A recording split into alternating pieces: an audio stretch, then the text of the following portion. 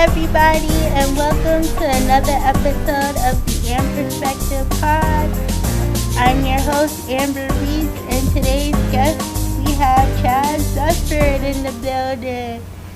Hi, Chad. Welcome to the podcast. Welcome. Hi, Amber. Thank you for having me. You're Good welcome. afternoon. You're welcome. I'm excited to do this interview because I already done seen two of your interviews already.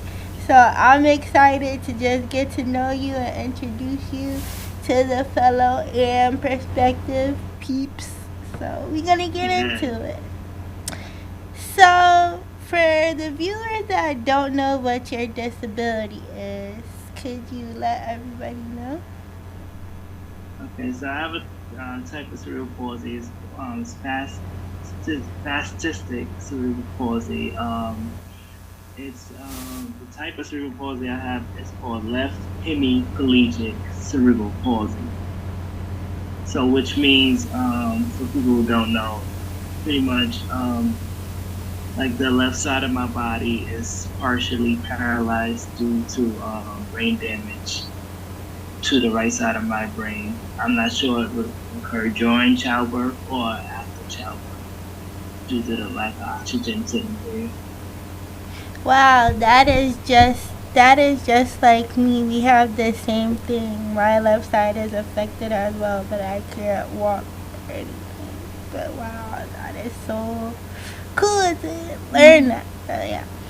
So you do photography, and I yes, happened to come across your Instagram page. Once I seen your interview, I believe it. I did see interview with Ebony first. Sorry, but then I seen yes, you. But I started following you once I saw you on the Chris Davis show, and I gotta say I love your work. I love your work. I've seen it. It's just it's cool to see people in the differently able community, disabled community, whatever you want to call it, just going out there and doing your thing, and just it's cool. So, what made you want to get into photography, and when was the exact moment that you knew that that's what you wanted to do? well, with photography, I kind of fell in love with it probably like later on in life. I want to say around high school, around that time, and it was a show out like in the early 2000s called America's Next Top Model.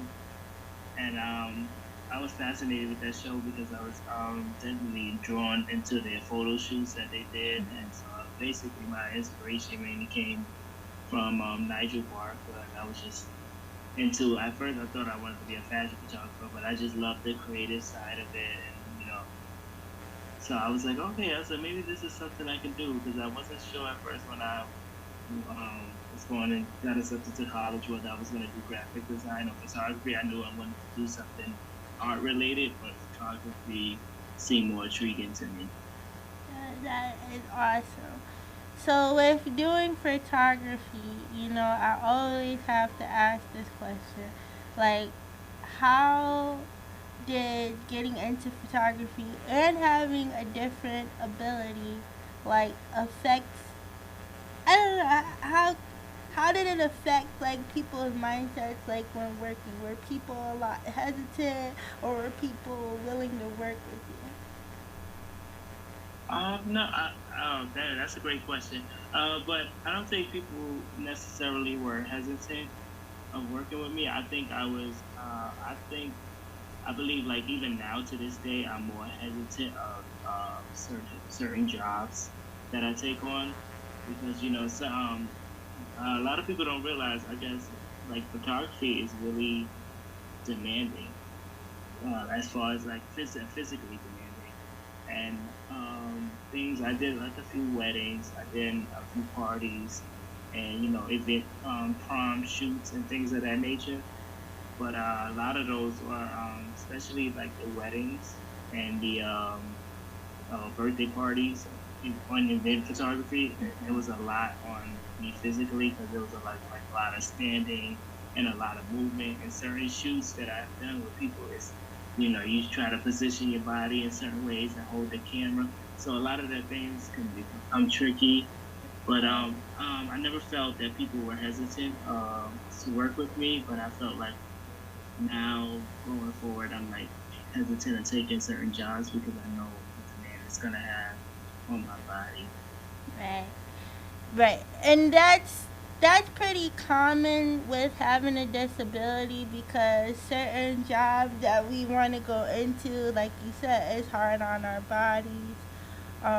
Luckily for me, I like being in front of the camera. So I don't know if I would be willing to take pictures, but I do love being in front of the camera. So if you ever need a model for something, I'm your girl. but Yeah. that most definitely, I can definitely agree with that. I mean, I've heard a lot of people, say that because there's another. I think it's a young lady who's a photographer that I follow, and she was saying the exact same thing. I don't think she has cerebral palsy, and I can't think of her name right now, but she was saying the exact same thing you just said. That it's very demanding on your body and everything. Yes. And then I also want to add too that it was a particular it was a birthday party, a birthday party shoot that I've done, and at the event I don't know how many hours it was, but like I was basically just shooting nonstop. Didn't really sit down. Probably sat down for like 30 seconds, and by the end of that shoot, Amber, when I tell you, I was getting in the car and I put my legs just like locked, like I could Yeah. barely move my legs. Like it was so painful. And I was just like that was the moment where I was just like, okay, I gotta take it easy or like do jobs that fits my physical like ability because a lot of people look at me and a lot of people necessarily don't notice I have CP until I start walking or anything. But even then, they don't think that I have CP. So it's hard for me to like explain. I usually don't discuss it with clients. I just I push on, push past it because I like pushing, like pushing on for the work, for the creative part.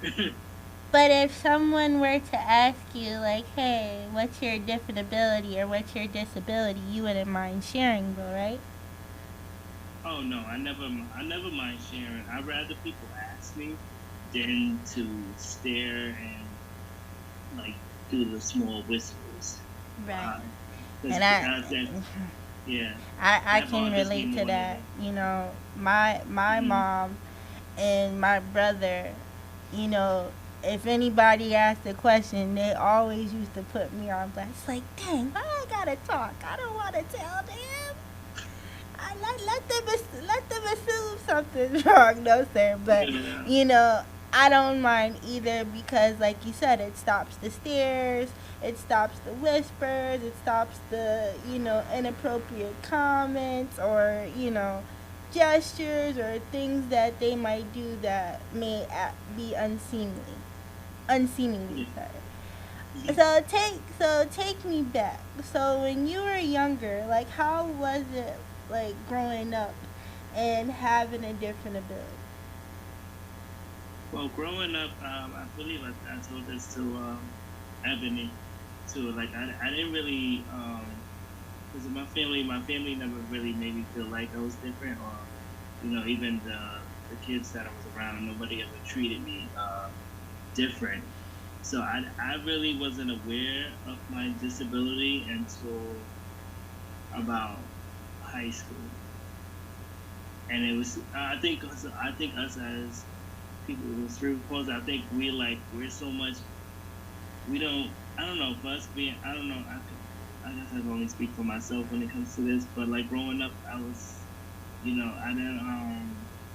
I didn't notice that my walk was different than other kids, and at that time nobody pointed it out to me until I got older, until I actually saw my reflection against like a building of me walking, and then that's when I was like, oh, this is. I know people made comments, but I never was really aware. I knew I had some, like I knew I had limitations as a kid. Like I couldn't ride a bike. I still don't know how to ride a bike to this day. That's okay. So I don't either, so don't feel bad. yeah, Don't I feel know there was bad. yeah. there was some things I know that I couldn't do that other kids could do, but I necessarily didn't think like, oh, it's because I have a disability. I just think, oh, I can't do those things, and that's okay. And my family never made me feel any kind of different, made me feel different anyway. My mom was like, still you got to do those dishes, you got to take out the trash. I did everything pretty much that everybody else.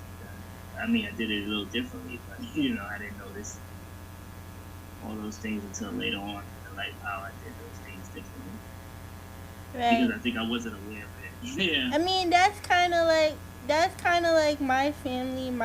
I had listen, I had chores just like everybody else. It may not been like vacuum the floor, but I had to put the towel tissue up, make sure my side of the room is clean. If you ain't getting no ice cream, that type of thing. So I definitely can agree with it, but I think with my mom, she just kind of let me know as soon as I started talking and I was able to grasp, like, concept, from a young age. She always made sure I knew what it was and, how to navigate. I was at every PPT meeting. I don't know if you ever, like, went to any of those for yourself. Oh no. What are those? A PPT meeting is basically if you're a child with a different ability, it's basically you talk with like all your therapists, like physical therapists, your occupational therapists, and goals that they have set for the year. You talk about new goals that they want to have set. They talk about the goals that you've accomplished, and things of that nature. And like your plan, like certain things that you would want in place. Like, okay, say for instance, we were in high school, so you don't want to leave class while everybody's walking. So you gotta make sure you leave like a few minutes before the bell rings to get to your next class because you don't want to be in that crowd. You get what I'm trying to say? So it's basically making Yeah. sure that goals were in place, to see what goals you've accomplished. So that's what a PPT is for those that don't know. Oh. Oh, okay. Yes. Oh, yes. I did have those, but I don't think I ever like. I always had them one on one with my occupational therapist and physical therapist, but I remember No, those more so and the in teachers middle would school. be in there too. So teachers, and then when you're in high school, I believe it's your, I want to say social worker. I want to say social worker, yeah, and your parent, cause they all have to be present. But, Oh, okay, yeah. Oh, yeah. So I don't know if I experienced that like in younger age because I know I definitely had a para when I was in first grade. But other than that, I think after first grade, that's when they took they took the power away from me, and so but there were times that I struggled, like right. like like you said about like leaving the classroom early. That was probably something I should have had while I was in high school, but But that's I believe that's mandatory because even when you're in high school, if you're a special need, you get to leave early. We left at 2 o'clock. Cause everybody else, if you wasn't in sports or anything like that, you had to leave at 3:30 or no, I think 2:30. But we got to leave at like 2 o'clock before everybody before everybody else. So I mean, I've been to everyone because my mama would be like, "Look, this meeting is about you. You got to be in the forefront." So I had no choice, which I didn't mind getting pulled out of class because that means she was bringing me lunch. But yeah. but yeah. I Oh, that's mean, cool. that's that's basically what a PPT is. I mean, for anybody in the differently able community knows it because in the school system, depending on the severity of your disability, I guess.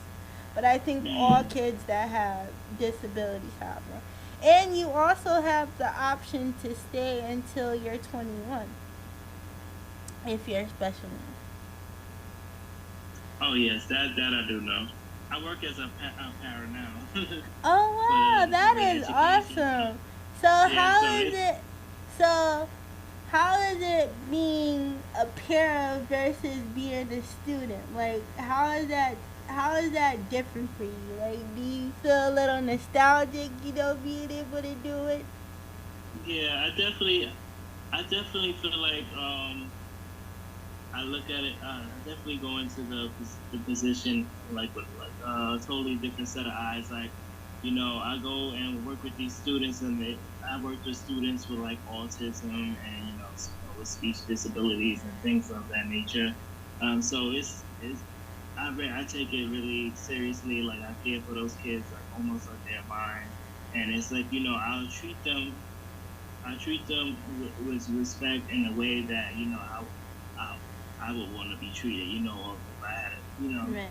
like how, because I remember how my parent was all the way from first grade, and how he treated me, and it's like and I always want to treat those kids with the same respect and let them know that they can do anything that they put their mind to, and just to Mhm. push them despite their disability, just to let them know like they're just like everybody else, because I know what it's like, because I know, like, especially growing up in the school system where people just, you've seen it with teachers and parents look at you differently. Like, thank God I say that I had amazing teachers, and they didn't they didn't My treat me team that way. But in high school, I was like freshman year. I was kind of like the cool. I was kind of like the cool nerd. Like I always was, raising my hand. Even in school, I was really like smart, except except in math because I suck at math. But any other subject, I was, I was beastie. And my peer, whom I'm not talking about all my peers. 'Cause I love all my peers. Shout out to all my peers, Miss Bennett, Miss Garcia. Y'all know who y'all are. But my favorite one thus far is the one I had in junior high through high school, Miss Kenya, because she did not play. She did not play. Like we had fun. Don't get me wrong. We had fun, but and she didn't play when it came to my schoolwork. No, you not skipping class. We not doing that. I'll let you have fun, but you ain't running buck wild. And it was cool because she knew my family, so it's like she basically grew up with me. So I mean, from yeah. 12, yeah, she was with me since I was 12 years old and through high school. So. Yeah.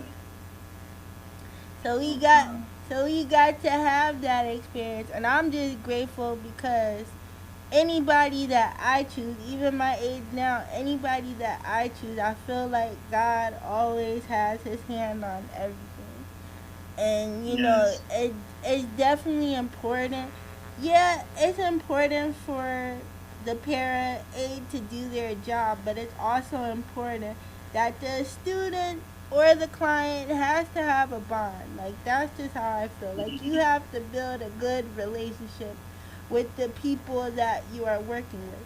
If now I'm not saying don't hire anybody because you can't let anybody and everybody into your space or into your soul. Now, I'm not saying hire the most meanest person on the planet, but just make sure that person is fit for you, like you know. Yeah. And I definitely didn't mind speaking up because if I didn't like somebody, be like, "Why you need to come to the school? You need to. I don't like this. I don't like this lady." So I mean, that's awesome that you're able to give back in a way that you once had, and just Mm, it's awesome. And I'm for yeah. sure the kids. I'm for sure the kids love you and go crazy when you're not there. So Oh yes, that happened. Yeah, it's such a unique experience. Like, especially because you don't see a lot of people like us working in the school system. So it was like, I know my first time working as when I started out being a para, I was working at a sub, so I was going to different schools like a month, is each week or each month I was going to a different school. So I was bouncing from school to school. So one school I was at a high school for 6 months, and I was with a student, and he had mobility. He had mobility, and I think he was. I'm not sure if he was like blind or anything like that, but it was like it felt like it was like wow, and it was such a like I don't know, like it was a giving back experience. And I remember I was getting off the elevator, and one of the students asked me, and she says, do you? She says, excuse me, may I ask you a question? I said, sure. She said, do you have cerebral palsy? And I said, yes, I do. She said, oh, that's cool. She's like, me too. And I think for her, it was like,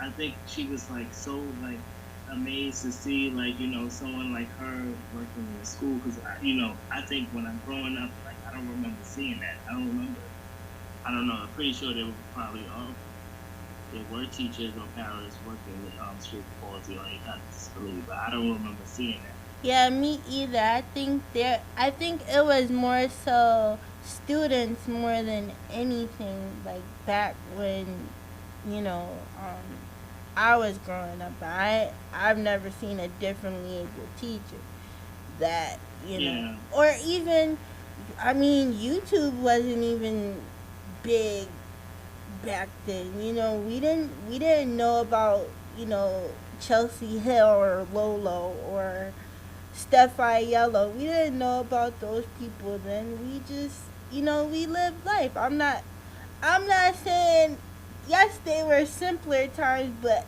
I believe that kids that are differently able now coming up and even grown are getting the opportunity to see us and representation through other people no matter what the different ability is. Yeah. So I think it's just awesome that you're able to not only be differently abled, but like I said, be an inspiration to other children with different abilities.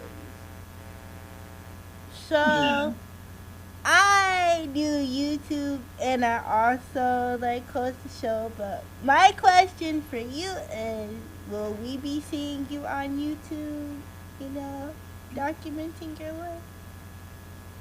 I don't know. I think when so I have to talk to God about that. That's it for sure. I definitely gotta go to God about that. But For sure, it, God is always first.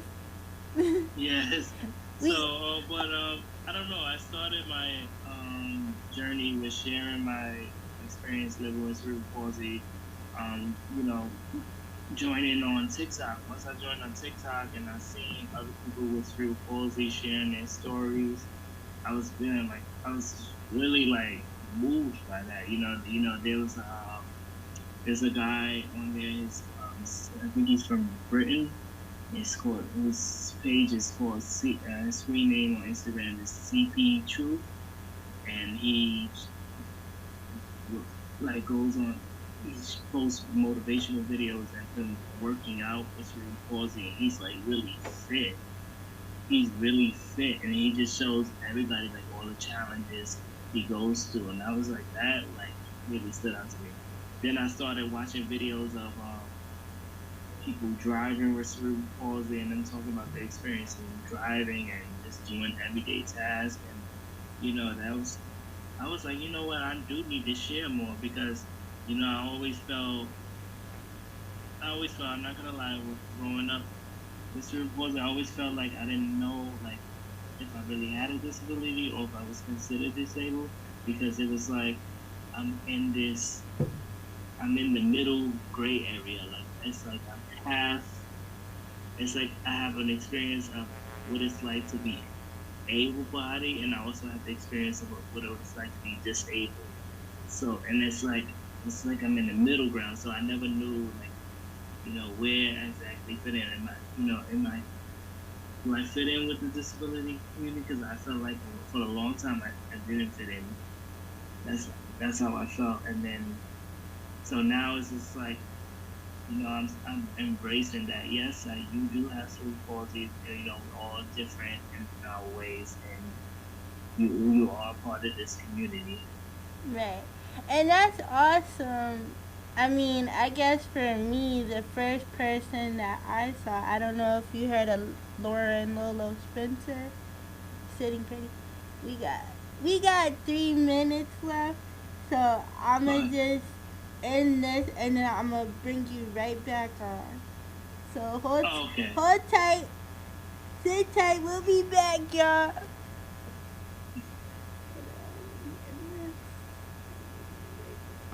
Hi guys, we're back. Sorry for the technical difficulties, but we're back on. So, Chad, we were talking about like people that we've come across on YouTube, and I was saying before we got cut off, I don't know if you've heard of Lauren Lolo Spencer. No, I haven't. You have to check out her channel. Have you ever heard of the Sex Life of College Girls? The show that's on HBO Max. Oh no, I You haven't. you have she's on there. Check her channel out first, and Okay, I then will. actually remember the girl that I tagged you for her book so that you could win it. Oh yes. That's Lola. Oh, that's Lolo. Oh, okay. Yeah, that's Lola. But yeah, she's the first person whom I've come across. And for those that don't know who Lolo is, she has ALS. She's killing it out here in the game. I mean, she's on YouTube, she's a model, she's a brand ambassador, she's an actress. And you can catch her on the Sex Life of College Girls HBO Max. It's a must watch. Especially, like, Mm. I'm telling you. And then I got, and then I came across Ebony. Somebody shared her video on Facebook, and I just happened to click on it and watched it. And we've been cool for like, what, 6 years now? So, Oh wow, yeah. yeah. I forget how I forget how I got connected with Anthony. I forget, but I think I don't know if she randomly popped up on my Instagram. I forget, but yeah. Yeah, that's how it happened for me. Like, somebody just shared one of her YouTube videos, and I was just like, wow. And I wrote her, and I was just like, thank you to being an inspiration for people with disabilities like myself, because I never got to see this growing up. Mm-hmm. And the fact that, you believe in Christ, you know, Mm-hmm. she's married, and has a child that is able bodied, and you're married to someone who's able bodied. That's what really got me, because I saw that one video, and I was just looking, I was just like, wow, I gotta talk to this lady. And she Yeah. said, she she asked me for my number, and then the next day, I'll never forget this. I was sitting in my living room, and she was like, she texted me, and she said, the Lord placed it on my heart to reach out to you. She was like, I have a website. She was like, would you like to write my, I think, yeah, it was the fourth vlog every month. I was like, you want me to be a vlogger? Like, you want me to actually write for people? And like, she's like, yeah, everyone has a story to tell. She was like, you can share your story with others and talk about different Yeah. things that you've been through. And ever since then, I was like, the world just opened up. I don't know if you've heard of her talk about Miss Octavia and Fashion No Boundaries. I joined them. I started, doing like YouTube videos for them, and then I seen like the feedback I was giving people that like me. I said, I could do my own shit for this. So Yeah. it was like, I just started doing my channel, Goddess Has Spoken TV, 4 years ago, but didn't really get into it until like 2020 and up. But I'm just grateful for the opportunity and the people that God has placed in my life. Especially, I'm just upset that some of the dopest people that I've come across are on Facebook, and you really can't get to them, because I'm not a traveler. I mean, I could catch a train, but I mean, I don't know how to catch a train. But I mean, I would love to meet a lot of people that I've come across, and I've come across some crazy people. Don't get me wrong, cause just cause you disabled don't mean you not crazy. But you know, it has been a really good experience to just be in the presence of some great people. And one thing about Ebony, one thing I really do love about her is that she always encourages the people that have come into her life, whether if she's known them, she's always encouraged us to go higher, and that's one thing that I love about her. She always makes sure she checks on her babies, so Yeah. it's a beautiful thing, and hopefully from this interview, you and I can do a whole lot of collabs. Like I said, if you need a model, if you need, even outside of like show stuff, like I'm here, Oh yeah. So yeah, definitely. We're gonna be connected like how we have Ebony and I connected. Ebony is amazing. Ebony right? was like the first person I connected with, and our interview is something dear to my heart because I was like, that was the first interview I had, and I'm like, wow, it felt so good. I was like, finally somebody who gets where I'm coming from. Like, I didn't have that. You try to explain your experience with friends and family, but to deep down inside, your friends and family will never get it because they don't go through what you go through or experience. So, like when I was talking with Ebony during our interview, I'm like, wow, she gets it. Like, Yeah. wow, she thinks the same Well, way I I thought. think Like, it's like, I think it's because she has a different ability, so it's like she can relate. She's been through the struggles that we've been through.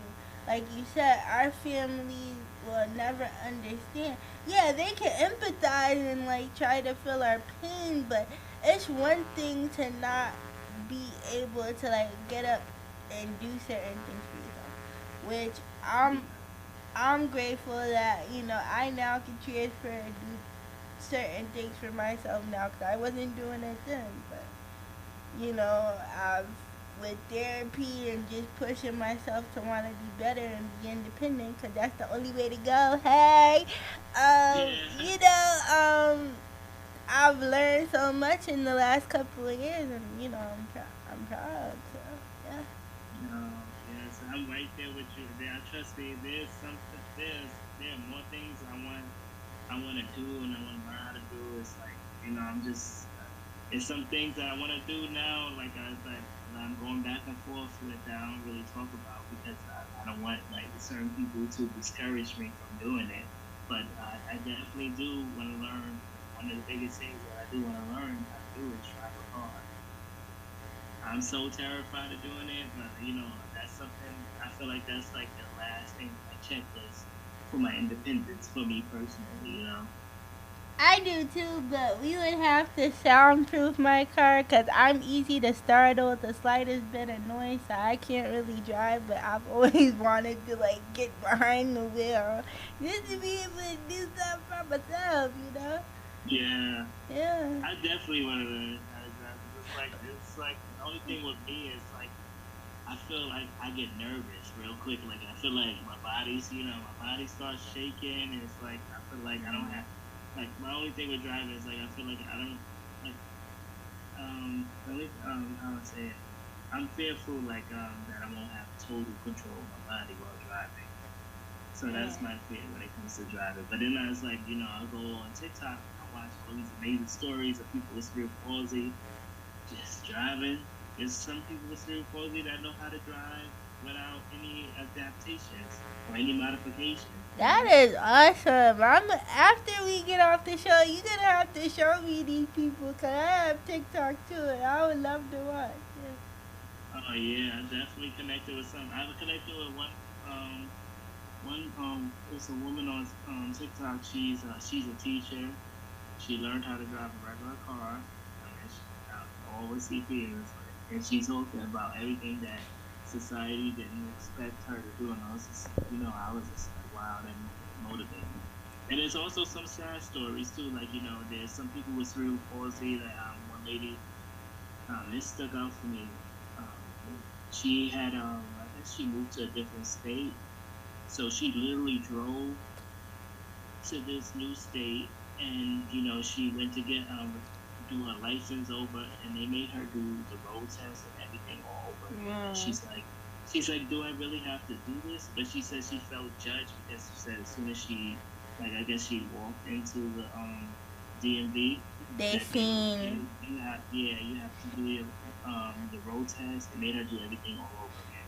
And she's telling them, like, I literally drove myself here from another state, and you guys are telling me I have to do this. I was just like, oh, See, and that's the thing that yeah. I hate.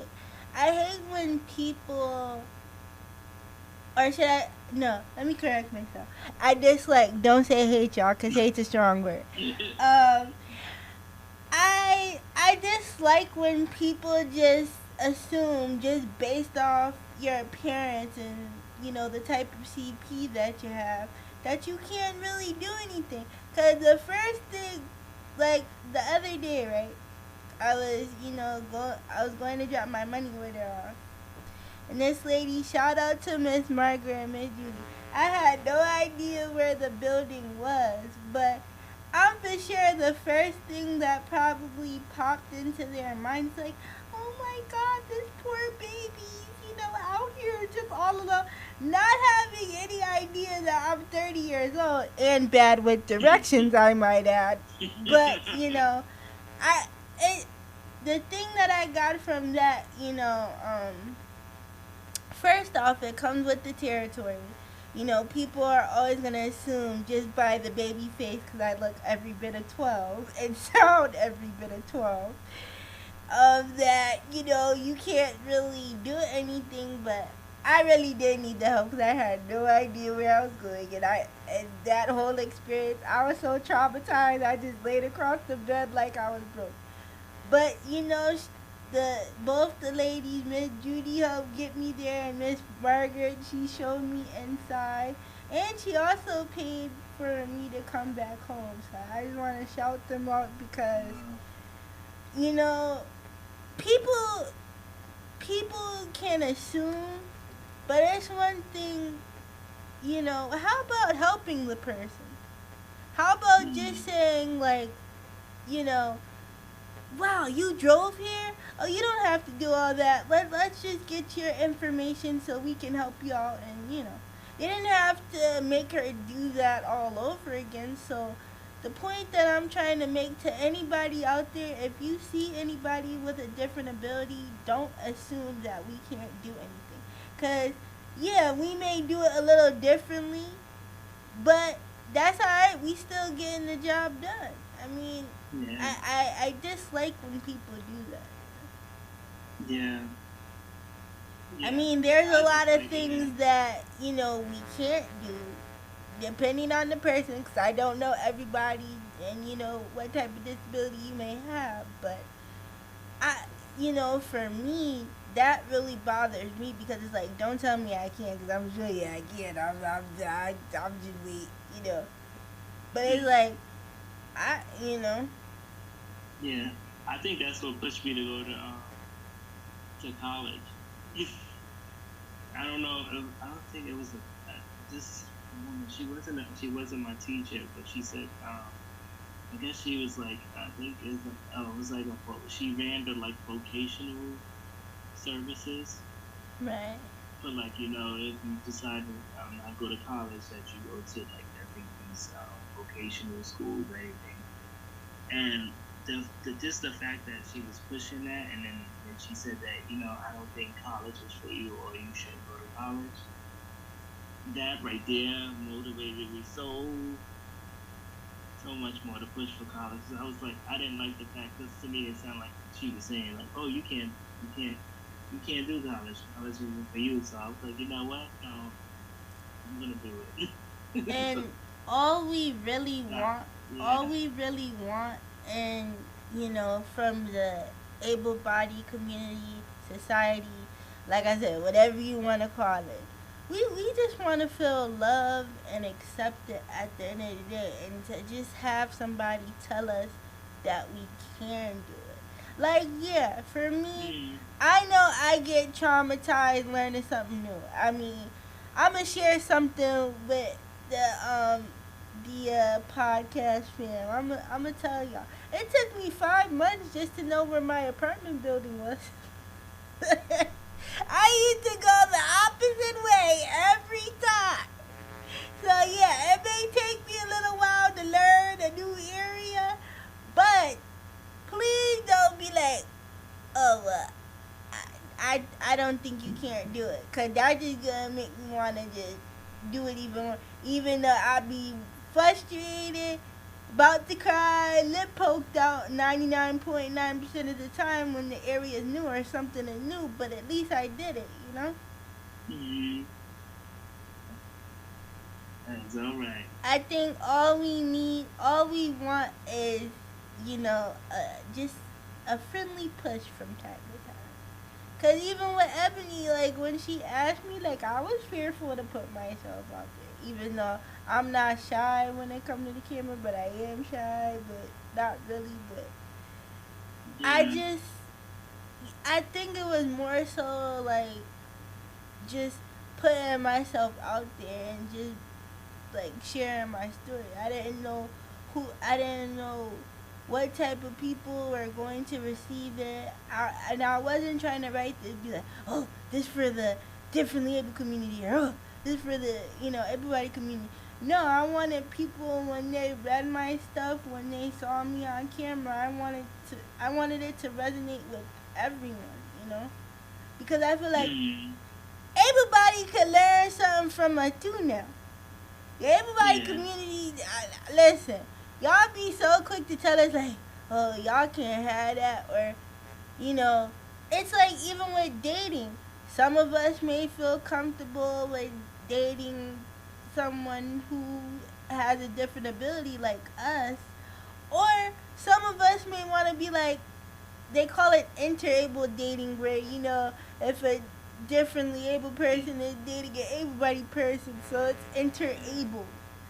So to each its own. But it's like some of us, ain't really had that type of love, from the able-bodied community. So some of us mostly partake to the differently able community. I mean, I don't know if it's like that for you, but have you had that experience? Like, what's your experience with dating? My experience is the person always felt like I always was like always conflicted like how to go about it. Like, whether it's been like meeting in person has been easy, but like doing the online stuff, I never knew whether to include it, to mention my CP in the my profile, or to wait till I actually meet them. So it's like I go back and forth. But my experience mostly part is people have hated. Well, able-bodied people, I said totally able-bodied people I've dated, they always had this need or this assumption that meeting me firsthand, that they would have to take care of me, or that it would be different to be with someone like me, or they were more concerned about how people view like pretty much us together. Like they were worried about Mm-hmm. people Mm-hmm. looking at me walking differently, and they didn't feel comfortable, kind of thing. Like I had that experience before. And then I had an experience with the person text me later on after the date and saying like, oh, you should tell people about your disability beforehand, after they were accepting of it.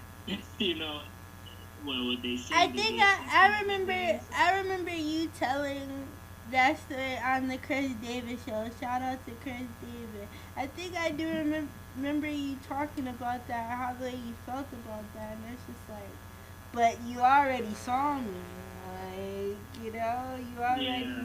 you already know I have cerebral palsy. Like I just told you, just because I don't write it or put it in my Tinder bio or Plenty of Fish bio. Now I ain't never been on Plenty of Fish, Bumble, or Tinder, but I have tried the whole Facebook thing before Facebook put dating on there. I've had Hmm. tried to um Me personally, I've never dated like able body, but um, I don't know.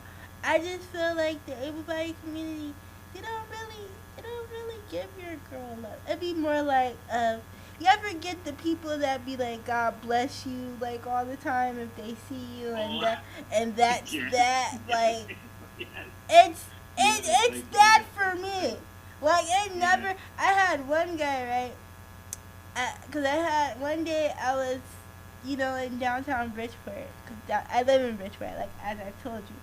And Mm-hmm. this guy, I had a Laker jersey on, and he goes, and he gave me his number. I thought there could have been something there, cause he was able-bodied, and he was like, and I wrote him, and he was like, the only reason why I talked to you is cause you had a Laker jersey on, and I'm a fan of the Lakers. I was like, what? Then Oh, why give me your number if you only wanted to say, hey, cause I had a Laker jersey on? Like, yeah. come on, bro. Like, I just feel like they never give your girl a chance. Like, it just be like, God bless you, beautiful, and that's it. Or God's gonna heal you one day, which I know, cause my Mm. God is an awesome God, so I know He gonna make a way. I mean, Amen. so that I Mm. already know. You ain't gotta tell me, and I That don't part. trust everybody blessed oil. Now, if it don't come from my mama or my godmama or a pastor, I know like, you ain't got to give me your blessed oil. I don't want it. But Mm. for me, I just felt more comfortable with dating in the differently able community.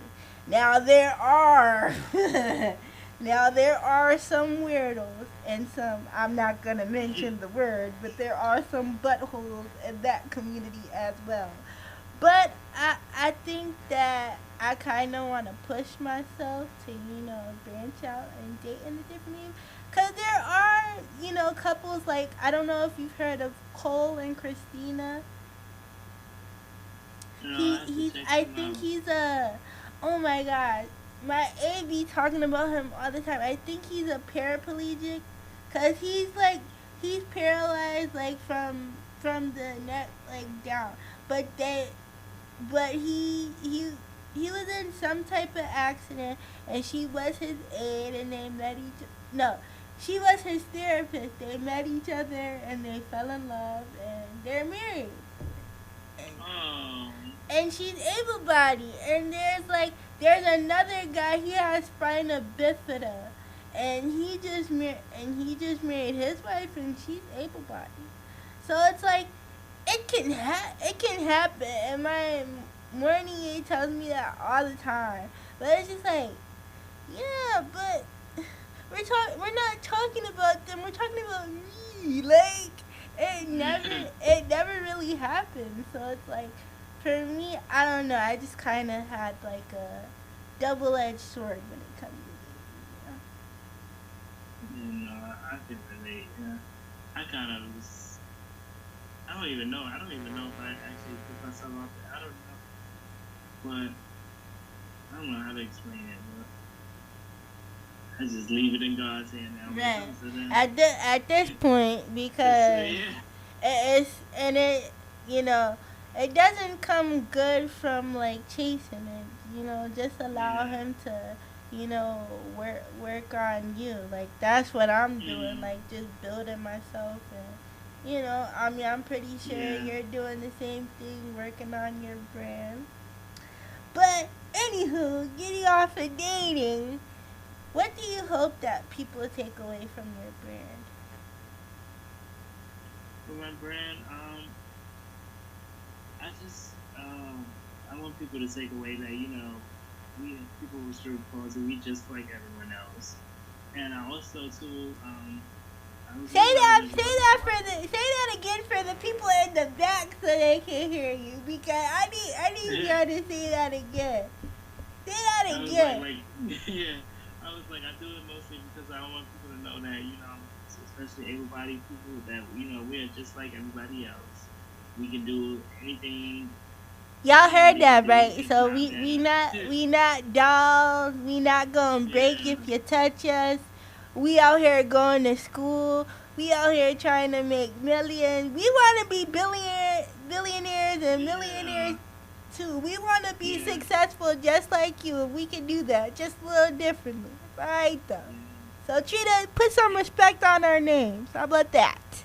mm, and you know what? I wasn't sure. I was like, I was like feeling weary about sharing myself on TikTok and Instagram about my disability because I'm like, should I be doing this? And I feel like people was like, I don't know if you necessarily should talk about your cerebral palsy. I was like, it was like, I don't think you should put that all on Instagram and all on TikTok. I say, yeah, cerebral palsy is a part of who I am. It's not totally who I am, but it is a part of who I am, and I think it's important to share more. I think Yeah, God yeah. revealed Let that me to me hold because on, hold on, hold on, hold on. Let me just share something with you. It's you know, one thing that I've learned from my experience via YouTube, you never know whose life you could touch. You never know. One day somebody may come across your video and be like, dang, I really want to meet this cat. Like, he, even though he got a disability, he out here killing it. I mean, he working that camera. Look how he moving them angles and what camera he using. You never know. So I mm, just want to tell you that you have all rights to share your story with the world, because if Oprah Winfrey and Gail and all these celebrities can share their story via on 60 Minutes or wherever, their own platform or whatever, why can't we?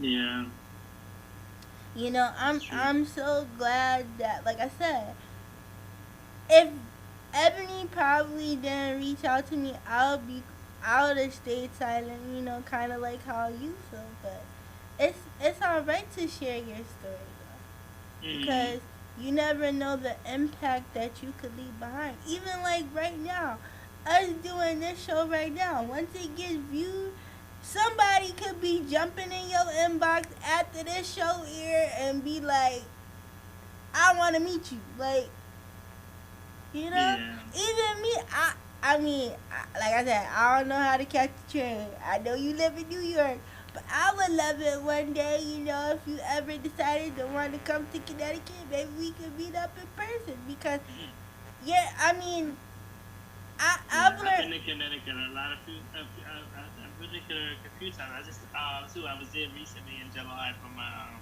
best friend's wedding. I see you looking all spiffy up there. And can I just say, your eyebrows is always on fleek, bro. I'm like, every time I see you, your eyebrows is always on Yeah. fleek. I've always wanted to tell that to you. I know. Everybody thinks I get them like done. I'm like, no, I literally woke up like this Yeah, now. Beyonce. I mean, it's all right, but we got a few No. minutes. But I just wanted to, just say thank you for coming on. Do you have any questions for me? Um, well, I'm gonna think of a question, but what I was saying before about the whole TikTok thing and like how, I wasn't sure if I should be making TikToks or putting them posts on Instagram. What really touched my heart is there was a few parents that they messaged me and they was just telling me like your videos, and it was like you give me such hope and inspiration because it's like and it's around the time that like these parents just recently found out that their child was diagnosed with cerebral palsy or either the same form of cerebral palsy as me. So they was like, this gives me hope, and it was like, wow, this is amazing, and this is so good to see. And then I had a woman on Instagram. I think she runs her son's page, but he has cerebral palsy, and she is always messaging me. She's like, I love this stuff. So I feel like I feel like we have an opportunity here to teach the able-bodied community, just teach the world about us, and just to show the next generation of kids, coming up with cerebral palsy that they can do it. Because I don't feel like we didn't have that because of like we didn't have like the social media Mhm. back then. So Life it's was like now pure. we have Life it was and we pure don't. and simple back then in the '90s. Yeah, We didn't have the craziness of social media, but now it's like I don't want to just educate people with cerebral palsy or kids with cerebral palsy. I want to educate the whole differently able community. I want to, you know, it's like that saying, each one teach one. So, um, for me, I just want to use my platform, who yeah. forever, who whatever, whoever I could bless, man. And I just hope that, you know, like I said, people take away from this show that you can do anything you put your mind to. But we got, like I said, we don't have too long. We only got what 7 minutes left. I just want to kind of wrap things up here. But like I said, do you have a question for me that you want to ask really quick? Yeah, I would say, where do you see yourself in the next 5 years? Either with you personally or with the show. Well, with my show, I hope to kind of build it and like be on my whole Oprah thing, whole network production company. Personally, I would love to be married, maybe like before 5 years, maybe. So God, if you hear me, hopefully with the child and just out here glowing and being successful with YouTube, and the show and everything. But I just want to say thank you for Mm, coming on. I can't I can't wait to meet you in person. So when the show ends, we gotta talk about getting together sometime soon. Like I said, if you need a bottle, if you need anything, if you need me to just hold a bottle and smile, I'll do it. But thank you for coming to the Amb Perspective and sharing your perspective and sharing your journey with cerebral palsy and encouraging others out there. And I hope you continue to thrive and whatever God has for you, I pray whatever you touch, He blesses you tenfold. So just keep doing what you're doing because your contribution is great. thank you, Amber. I wish you all the best too. Saying Thank God you, bless. thank Thank you you, for thank having you. me. This was fun. Yes, and definitely, maybe we could go live on Instagram once we wrap this up. Oh yes, yes. All right, now. You have a good day, Chad. Bye. You too, Amber. Bye. Bye.